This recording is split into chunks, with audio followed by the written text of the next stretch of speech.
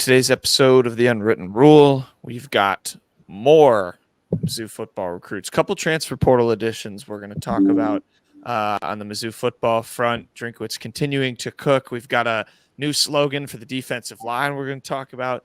And then just a couple quick hits stuff with an NFL guy, another portal transfer for Mizzou. A couple of basketball notes. Got a gymnastics note for you. So a big Mizzou segment to dive into here to start your Friday. Then we've got quick hits, jerseys of the week, Sean East, Maine Birds. Best thing we learned. This is just what we're doing now. It's just football commits every day. I feel like I'm a broken record, repeating, all the Mizzou football commits that Drinkwitz is bringing in. But it has been a very good spring for the Tigers, so we're bringing it all to you. So yeah, we'll talk about those three guys and dive into that to finish out the show. So a good show coming up to start your weekend. Let's dive into it. The Unwritten Rule starts right now. Marcel, where are you going with that disc? You are not putting that on again. Marcel, okay, if you press that button, you are in very, very big trouble. Attention. Everybody stop what you're doing. It's time for The Unwritten Rule, a Mizzou sports podcast brought to you by the Believe Network, alongside Peyton Haverman and Kenny Van Doren. Here is your host, Jack Knowlton.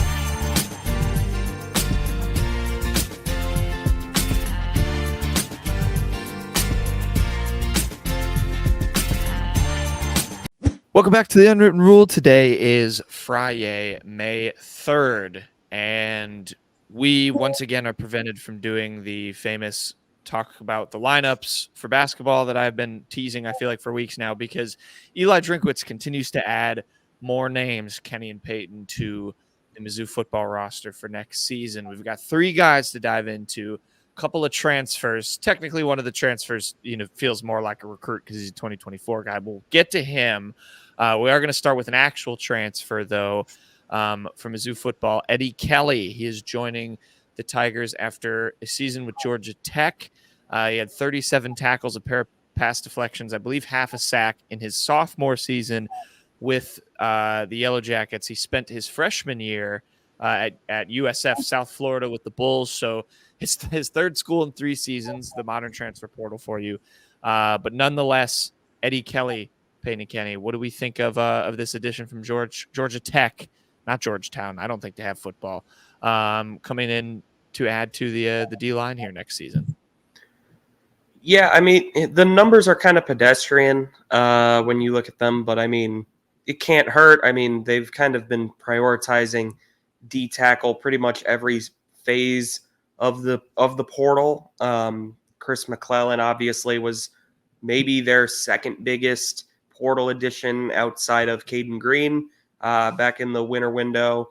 They got Webb from New Mexico State there. So they're kind of taking the approach they did at D end last season, just kind of grabbing a few different guys just to kind of rotate in and out. I think could wind up being a solid addition. You never know. Sometimes it just clicks for a guy. Mizzou's clearly shown I trust Mizzou to be able to find a way to get pretty good production out of their D-line. Yeah, now Davis continues to prepare guys right off the bat, like coming from different parts of the country, coming from different roles in the Power 5, Group of 5, from either being a backup somewhere else or a starter somewhere else. And the D-line room, the defensive tackle room, has been one of the best on this team and since 2022. It's been one of the most consistent position rooms, and it kind of gets better just with the more depth you bring in from other schools around the country. Yeah, it seems like a solid addition. I mean, I know the stats aren't off the charts at Georgia Tech. I think, Peyton, you were saying that off air before we started, and USF is what it is. He's on his third school, but you know what? He's making the jump to the SEC level. Still has some, he's still some eligibility left. Still some time to grow. We'll see how it goes. I mean, it's a depth piece, if nothing else, and I'd rather have veteran depth than have freshmen having to be lumped in there if there's an injury or something like that. But yeah, Eddie Kelly will be suiting up here next season for the Tigers. We have another addition on the D line. This is the recruit anyway. I guess we had 2 transfers, 1 recruit of the 3 guys Mizzou's adding. Along the edge, Daeden Hopkins He's a 3 or 4 star, depending on which recruiting service you use. Out of Herman, an in-state kid coming in. So high end 3, low end 4 star. You see Kansas State and Iowa State, some other schools there. Did ultimately pick Mizzou though. Peyton and Kenny, this recruiting class, like it is wild to see, considering how far their big visit date still is. Like we've mentioned, really starting to come together here for the Tigers, and Daeden Hopkins adds to it, another in-state product. Yeah, they've gotten off to a very good start on the in-state recruits. I mean, that's another top 5 or top 10 in-state recruit, depending on who you ask. Already in the fold for Mizzou, and it's only May 2nd when we're recording this. So very good start for them. World's better than last year, like I've said a million times. Could wind up being a very, very special class for them. Yeah, I mean, it's another guy in the defense too. It feels like the defense is getting the priority right now, and a lot of the guys they're coming in are in that 3 to 4 star range. To just really depending on where you're looking. He's only ranked by ESPN nationally, and that's at 245. Those national rankings get updated, every so months. So maybe he slips into that one with the rivals or at On 3 or 247, but really On 3 and 247 are the ones that look a little bit more bullish of him. At On 3, he's 3rd in the state of Missouri. And you look back to the class of 2024, and Mizzou didn't really have a lot of recruits in the state of Missouri, especially near the top, besides Williams O'Neary. Right now, it looks like the Tigers are trying to, lock down the borders again, but they've proven it. They can go out of the state too and get some of those top dogs from states like Arkansas, Kansas, even Pennsylvania. If you look at this year. Yeah, I mean, you got Zollers in there, the wacky East Coaster. That's kind of been the the big out of state one, at least for Mizzou. But yeah, I think it's good that they're locking down the borders. Like you said, this will be a good addition. It seems like in 2025, 6'6", 210 too. That's a tall dude there out on the edge for Mizzou entering his senior year. So Daeden Hopkins, we'll see how that pans out. But he is committed now, locked in, and that's a good point you make. Well, we might have to do like a class check-in in the summer at some point to see where these guys get re-ranked, because there is a lot of updates that do happen as that cycle goes on, as you get closer to the signing day in December, the early signing day anyway, for the 2025 class. So we'll see where Mizzou players kind of land with that.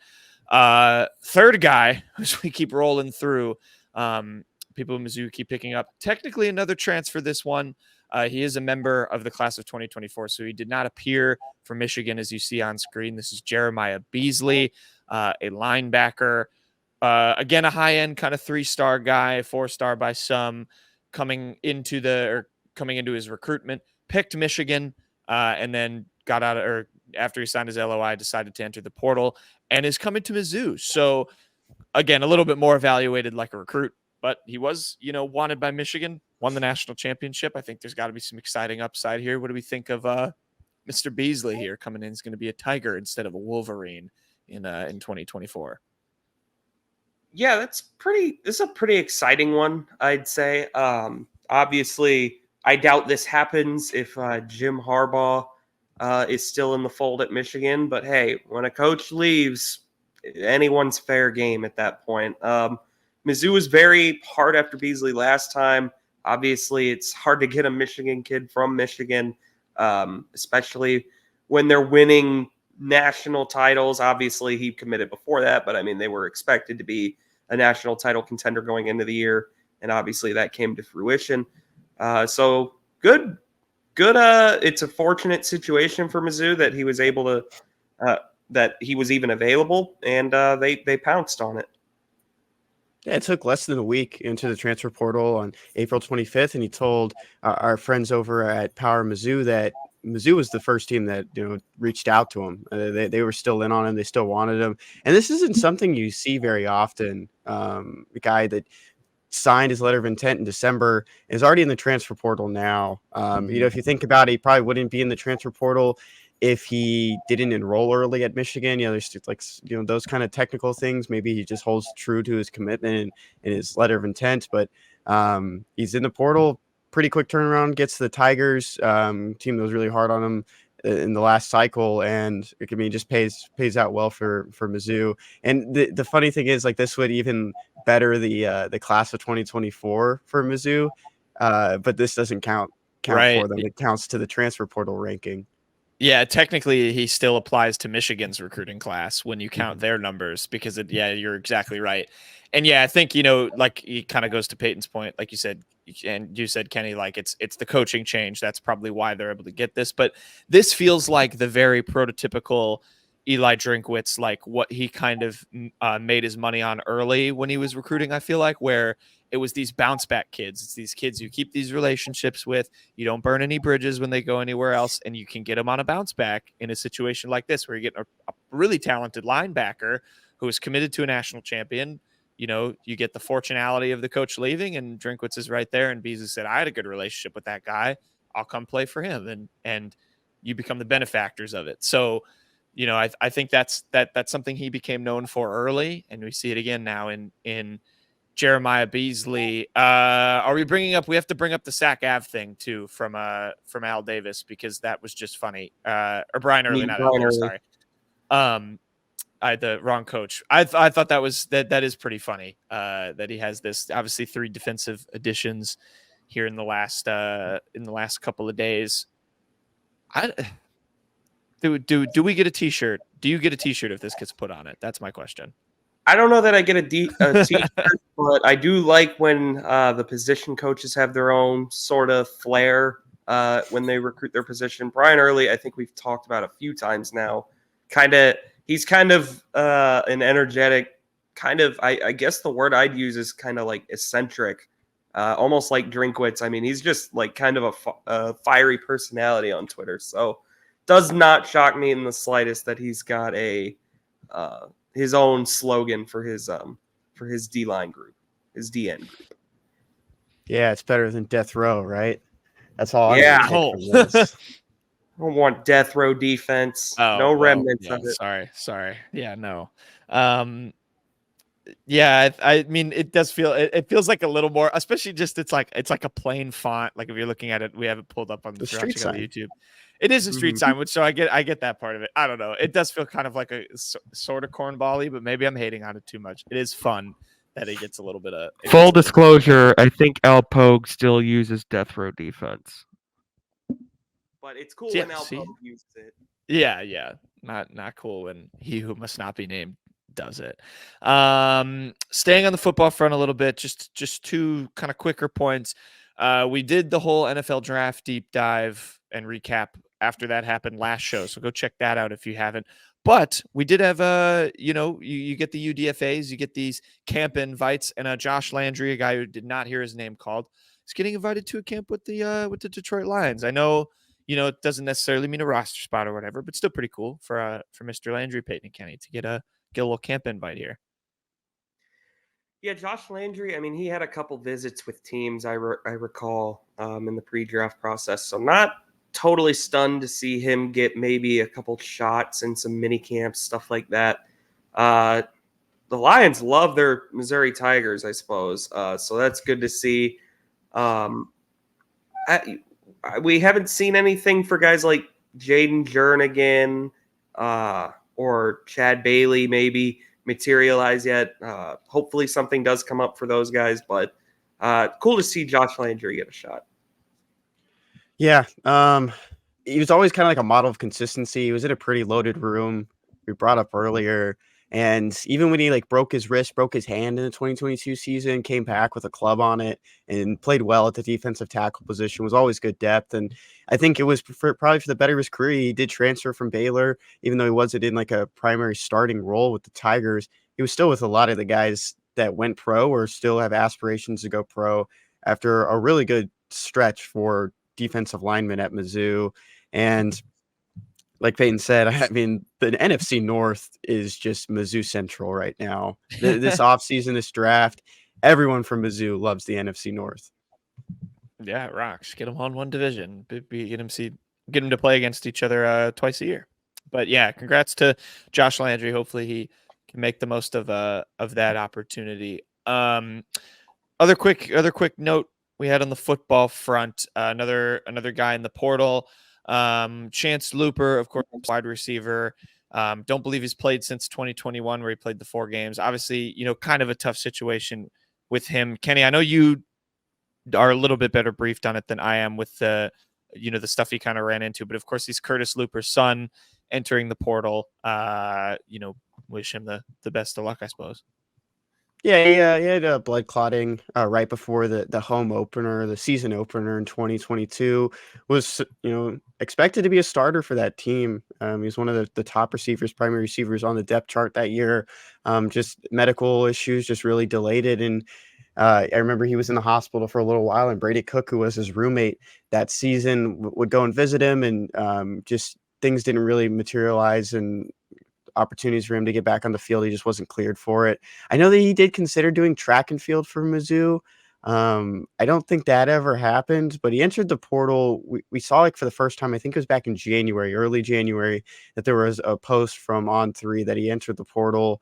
That post ended up getting deleted, so maybe there was some political issues, like maybe I don't really know how it works with trying to enter the portal, but then he officially entered in the new portal window that opened in April. The one thing I just want to bring up is, On3 sucks. I just want to say that. I meant to say this. It was such a dumb headline that they put, like, oh, Chance Luper surprisingly enters the portal. Like, don't get people riled up without the actual information, and putting that behind it, on that headline is just ridiculous. Like, that is just sad. Yeah. Yeah, I mean, it's a very interesting. It was a scary situation for Chance Luper, obviously, and obviously sad. I mean, he kind of had his chance ripped away from him. It wasn't like this guy wasn't going to be a contributor. I mean, he like the Adam Rittenberg tweet says, he was a starter for 4 games in 2021. He had a few games where he kind of looked like he flashed. Very good athlete, I remember, very fast. Doesn't surprise me that he could have maybe tried out track and field. Hopefully he finds a place that's able to clear him medically and he's able to get back on the field. Certainly, I doubt anyone at Mizzou has any ill will towards this sort of transfer. Yeah, not at all. We wish him I think everyone just wishes him the best. Hopefully he can, find the field again and make something of the rest of his career. Because again, it wasn't, it wasn't anything he did. It's just medical stuff, like Kenny talked about. I'm glad you brought up the On3 thing. I wonder if they did. Was that their headline when he entered the portal in January before they deleted the article? Maybe they just copy pasted and then they I kept don't know. it. Whatever they did. It was bad. Maybe it's a little harsh to say they suck, but I was like, I just don't like that kind of journalism. It's just not. No, that just that wrong. Sucked. Yeah, very clickbaity. Yeah, I think it sucked. It's the wrong form of clickbait. You know what you're doing, right? No doubt.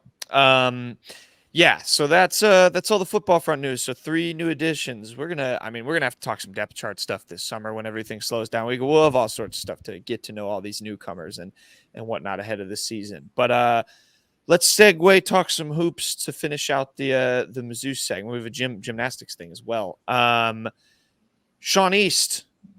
This is good news on the pro front. Again, we're most of our hoops discussion now is just going back to reminiscing on the good that was the 2022-23 team. We do like what we're seeing from Dennis in the portal. I like that Mizzou's on the top of a bunch of lists for like best transfer windows and stuff like that. But anyway, Sean East is going to participate in the G League Combine.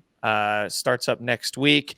Dennis Gates and Kyle Smith-Peters are going to come to Chicago to support him there.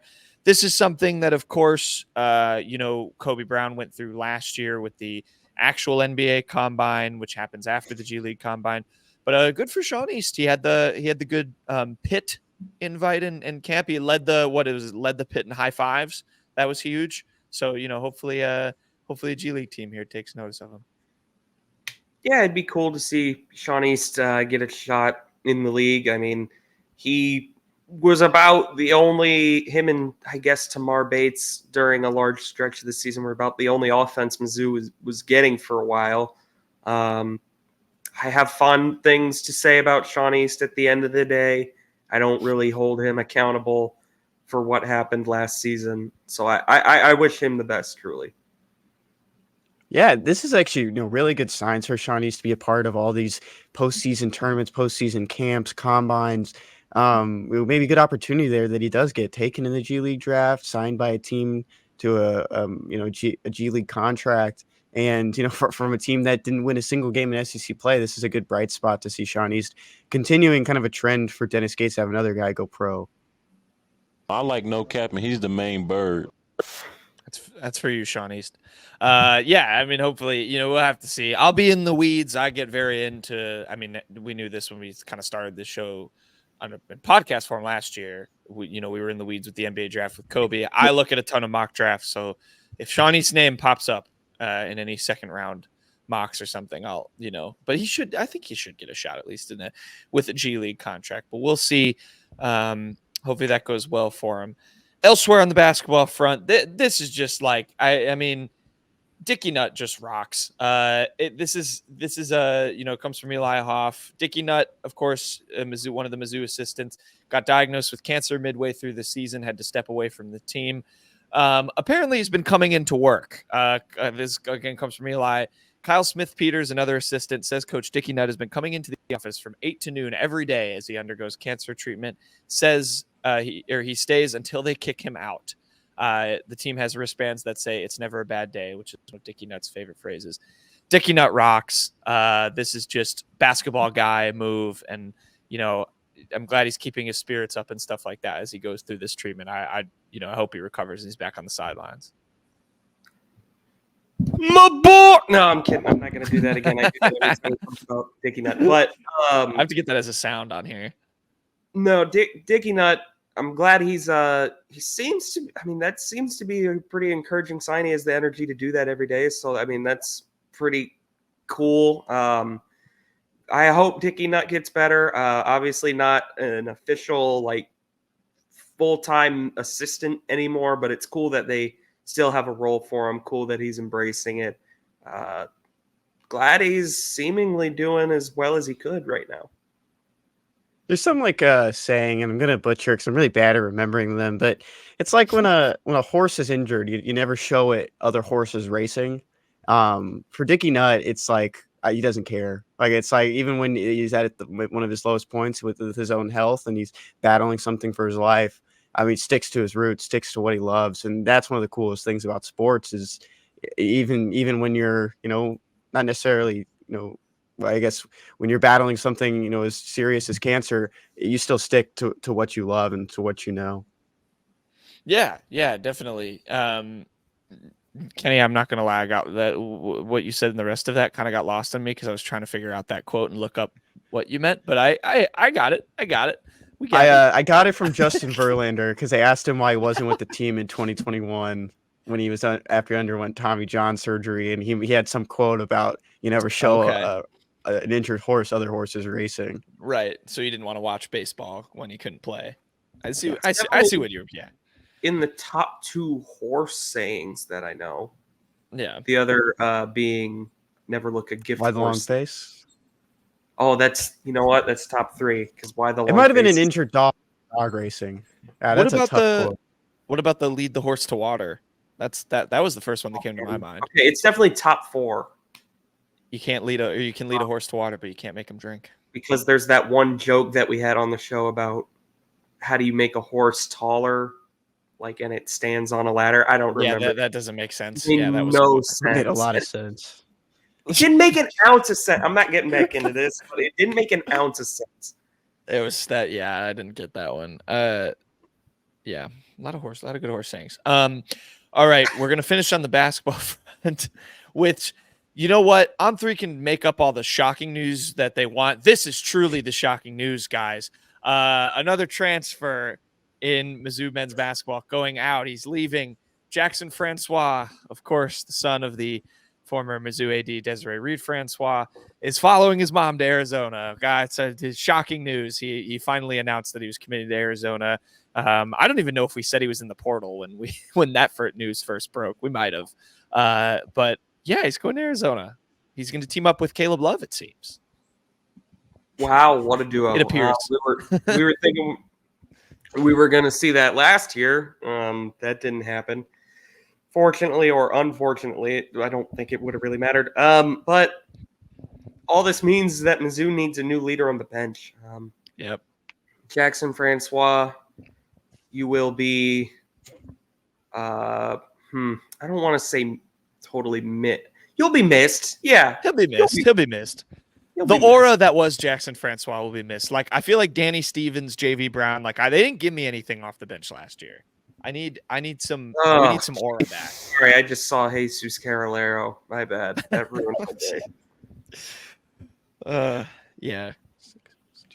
There he is again. I'm trying to figure out. He was doing who some. could What are you take doing? Some over. mental. You're doing some mental math over there. What's going on? I'm trying to find who has the same body mass as Jackson Francois because I feel like it's a size thing too. Got to be like that guy can be able to hunch over, not get in anyone's Me? way. Yeah, actually, you might fit the role too. I think Jackson's taller than you though. No, I don't think it can be I think I JV stood next to Brown. you. JV Brown is 6'6". Good lord. Danny Stevens had some good tape when I watched Yeah, it. Jackson Francois is 6'5". No, he's not. That's a lie. That is a bold-faced lie. He's a tall There's no guy. way. Have you never seen him? I always forget how tall basketball players are until you're actually Yeah, next to them. I swear he's shorter than that, but you know what? That's whatever. God, who's actually? I don't think we've gotten like a Dennis Gates walk-on commit like that. I remember, Sternberg, friend of the show. Yeah, and JV Brown, Danny Stevens were kind of, in that same vein. But I don't think we've gotten one like that so far. We don't have one with aura. We need one with like Ben Sternberg did, Jax Francois did. Because they had, Jackson Francois had the AD connection. Ben Sternberg had the Sternberg scoop. We had all this stuff. Somebody's gonna have to step up. Exactly. Big time.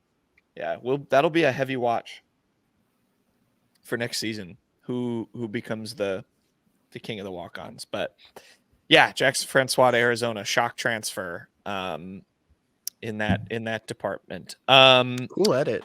I will say that. I actually do kind of like the edit. I like the state line. It looks solid. Are there a lot of palm trees in Arizona? Where do you see a Cactus. palm tree? There's a Right palm there. tree in the background. Oh, you're right.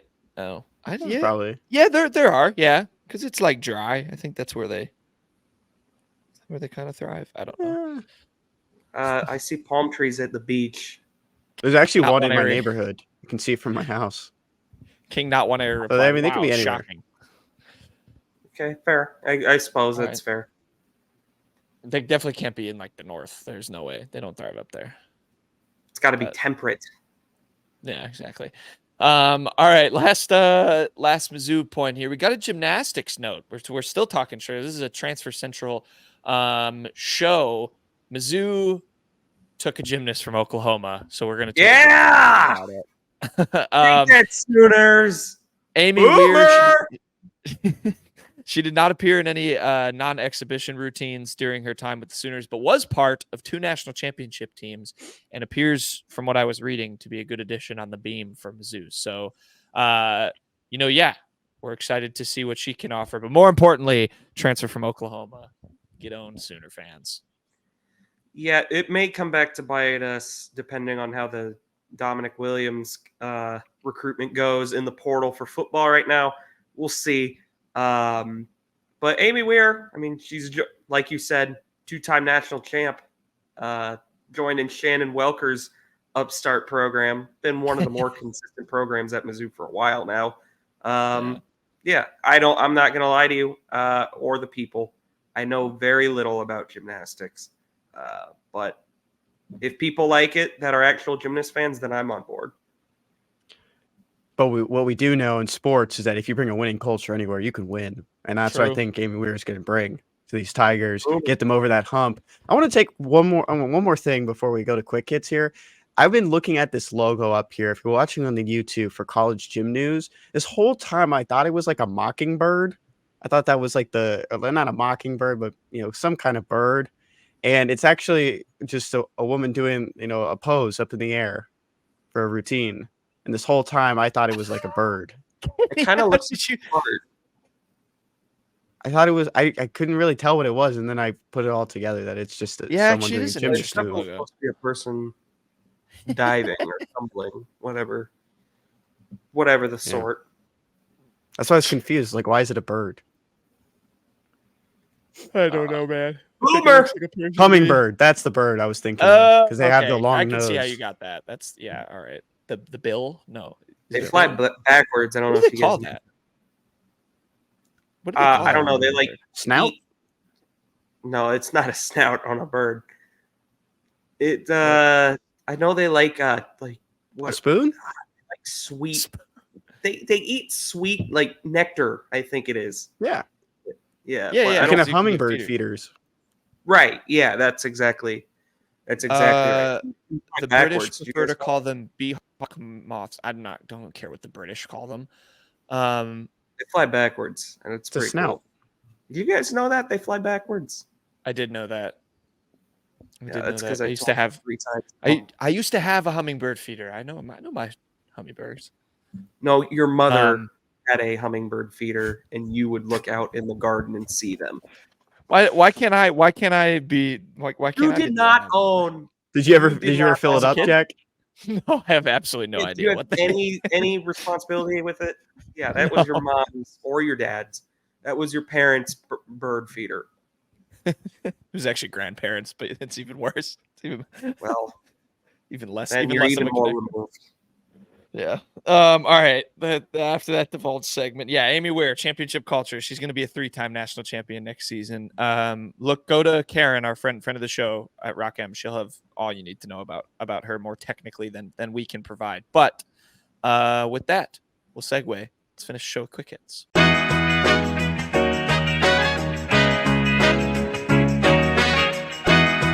Okay, quick hits time. Jersey of the week. Kenny Payton, what's Kenny's jersey of the week? Yeah, this is kind of this. I don't know why I'm saying this is awkward. It's completely normal. Michael Porter Jr. He had an excellent series against the Lakers. Here you see him nailing a very critical 3 in what wound up being the decisive Game 5. Luckily, this was the most relevant thing that happened in the Porter family this week. Definitely top 5 for sure. So yeah, good for MPJ. And real talk, I'm wishing that family well. It just is a real.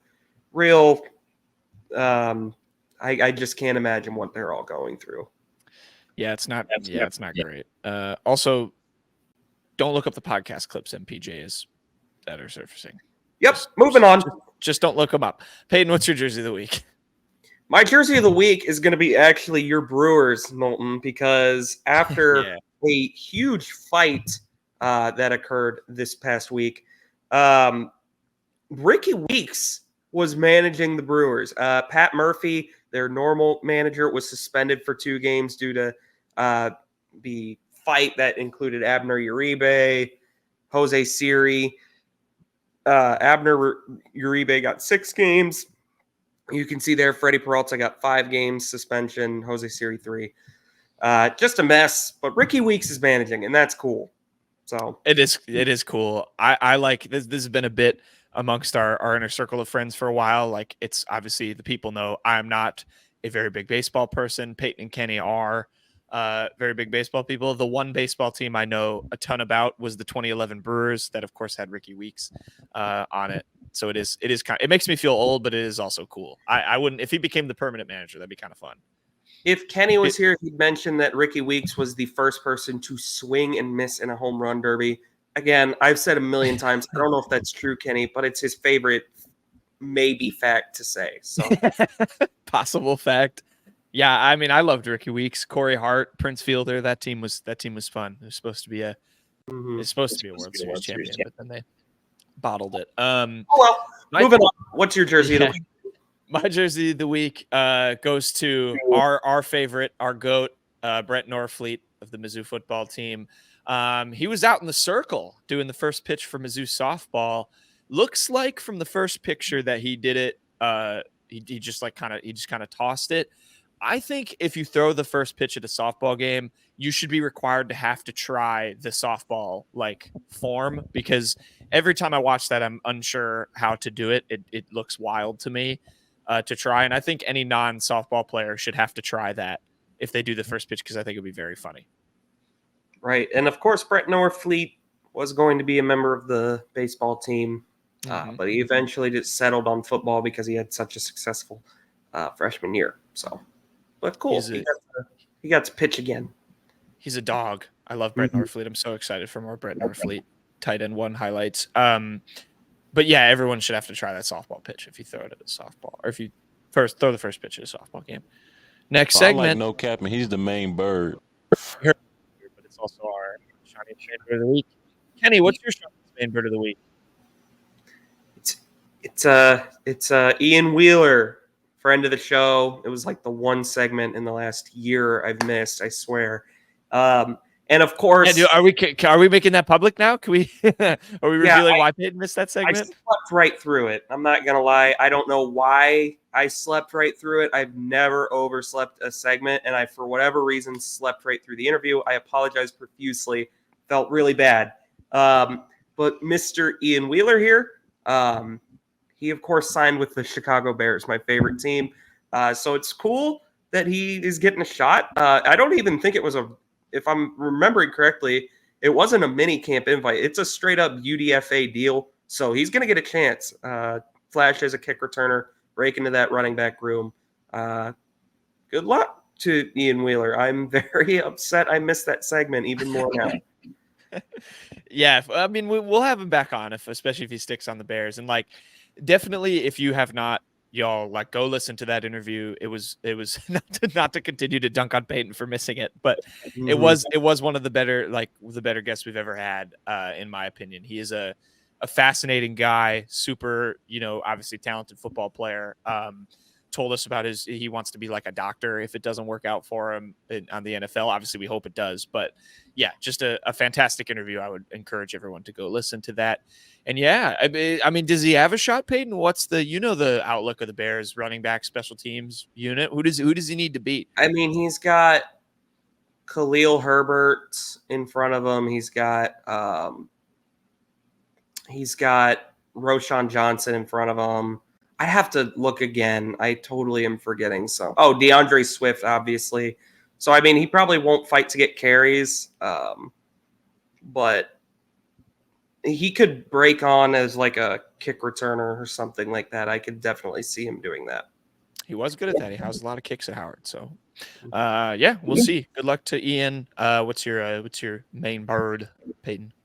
My main bird of the week is going to be Norm Stewart, the legendary Mizzou coach. The connection to a bird, by the way, he played Kansas a lot, so there you go. Norm Stewart, who you see here, had a statue covered up when reporters got there. He was inducted into the Hall of Famous Missourians. So, yeah, kind of surprised it took this long, but good for him. That is surprising. Why didn't that should have happened? I feel like during when he played, at some point. I don't know if when he was the coach for sure. When he was a coach, that's what I meant. I didn't mean play as a player. I was looking at my main bird, which we'll get to. But yeah, I don't know. I mean, hey, good for him. I don't know why they had to put him in a sheet to reveal that he got in the Hall of Fame before, but yeah, fair. That joke was not. I made that joke to other people off air, and that joke was not funny, and it's still not funny. But whatever. He's a silly joke. He's a famous Missourian. Congrats to Mr. Norm. I like that he still kind of lingers around, Mizzou Arena. Just his presence is a good aura. Anyway, my main bird of the week. I'm also sticking on the Mizzou basketball front. I'm going to Kim English, connection to a bird. He also played against Kansas a lot. So there you go. Kim English, of course, is now the coach of Providence. Was at one time at George Mason. He was responding, or he was quoting a guy named Nate Tomlinson, who I believe is his assistant. November 4th, 13 dudes mindset. It was basically kind of a dig at all the portal movement. Kim English said, type shit to all the tampering head coaches and assistant coaches and flunkies. Just call me and let me know if you want to recruit our players. Leave them and their families alone. Call me. I'll see if they want to play for your programs. Y'all have my number. Like that he's kind of taking the shot at the free movement of the portal. Providence was a good team last year. I'm really pulling for Kim English. I hope he becomes a successful coach. I will add to this. Brian Hodgson, if you don't know that name, I don't blame you. He's the head coach at Arkansas State. He actually quote tweeted Kim English, and he said, at English Scope 24, Coach, I really like a couple of your guys. Would you mind asking them if they would like to be Red Wolves? And Kim English replied, yes, LOL. So kind of a funny back and forth there between Arkansas State and Providence. But yeah, I kind of like this for Kim English, being like, listen, stop going after my players without, being real about it. We know about all the tampering that goes on, all this stuff, but I don't know. I hope he's successful, Peyton. Providence is a good team. Yeah, no, 100% agree. Obviously, he's a true son. He's pretty fast rising star in the coaching ranks already with a Big East job. Not even really more than a decade out from his playing days. So, and it's a good tweet. It's a fun tweet. So, yeah, I like it from Kim. Best things we learned. Peyton, what did you learn? Best thing I learned going back to softball here. One of the best atmospheres in the country, Mizzou softball tweeted. Thank you, Tiger fans. And it's because Mizzou is 4th in the NCAA in average attendance. That's very, very impressive, actually. They average 2,520 fans a visit. I've been to a game or two there. Very nice stadium, actually. I think it's the newest one that Mizzou has. So, yeah, good that a very good team on campus is being rewarded with good crowds. Yeah, this is awesome. I mean, the softball atmospheres, we know when that stadium's rocking. It's great. And Mizzou continuing a good season. So no reason why the average attendance should go down for that reason. So there you go. Congrats to softball. Kenny, what'd you learn this week? Oh, let me pull up what Kenny actually learned this week.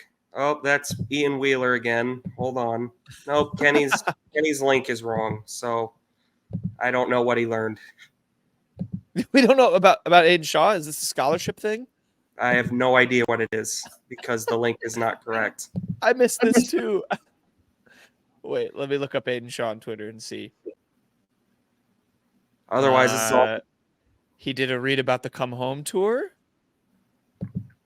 No idea, man. I mean, there is the thing. I'll share this about Aiden Shaw, but I think this has already been known. About his whole thing with his NIL scholarship thing. If you don't know about this, I'll share it. I think we talked about it. Oh, why do I want to say we have too, but there's another tweet from a couple of days ago that I think maybe Kenny meant to shout out. Missouri basketball's Aiden Shaw. This is from like a account that reports about NIL happenings.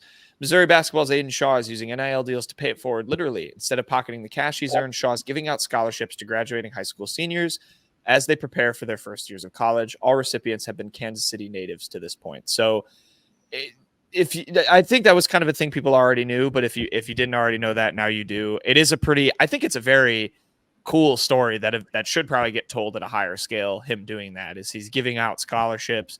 We, especially in basketball, I think nowadays we talk so much about these kids asking for $1 million and seeming like, I'm not saying all kids are selfish and stuff for asking that kind of money and whatnot, but, we hear all these kind of negative things around kids asking for NIL money, and look at Aiden Shaw, a kid who, is an in-state guy. He's using his funds to create a platform for other kids to go to college. So it is pretty cool for him to be doing. It is. I'm pretty sure we have talked about it. I don't know if that was what Kenny's best thing was, but it is very cool.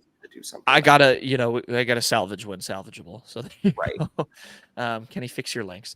My best thing I learned, going back to the NBA here, Kobe Brown, he made his playoff debut for the Clippers, played 6 minutes at the end of the game. He did not score, unfortunately. Didn't attempt a shot by the looks of things. He got in the game because the Clippers, as you can see by the box score, if you're watching on the YouTube, got absolutely killed by the Dallas Mavericks at home last night, 123-93. But yeah, Kobe Brown made his playoff debut. And you know what? When I was looking at tweets about it, a lot of Clippers fans have been saying he should play more. So congrats to Kobe Brown. Yeah, I mean, it's cool he got to debut. He didn't do much. I mean, he played 6 minutes, didn't even shoot, didn't have a board. He was just a -2, which was like, by the looks of it, third best on the team. Yeah, in his 6 minutes. So, yeah, I mean, that's good, but didn't really get the chance to do anything. Yeah, tough. I mean, I think it's like you kind of play with a sort of monotonous lull when you get into a game down like 30. So Right.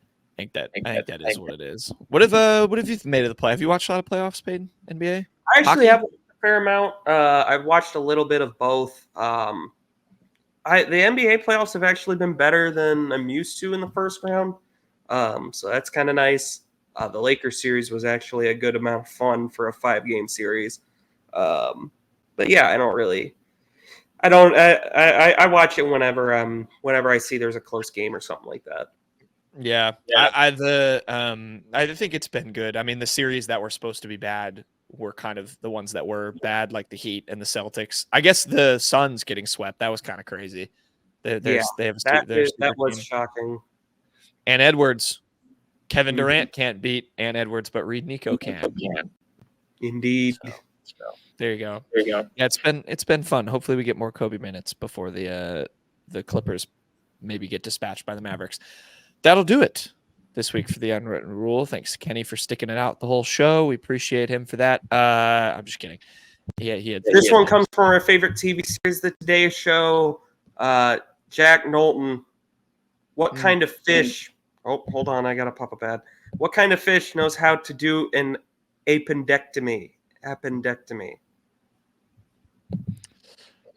It would help if I remembered what an appendectomy was. It's like a what? It's a procedure, like on your appendix. Oh no, it's your appendix. That's your appendix. A starfish. I don't know. A starfish. I don't Try know. a sturgeon. Like a surgeon. Oh, yeah. Sturgeon.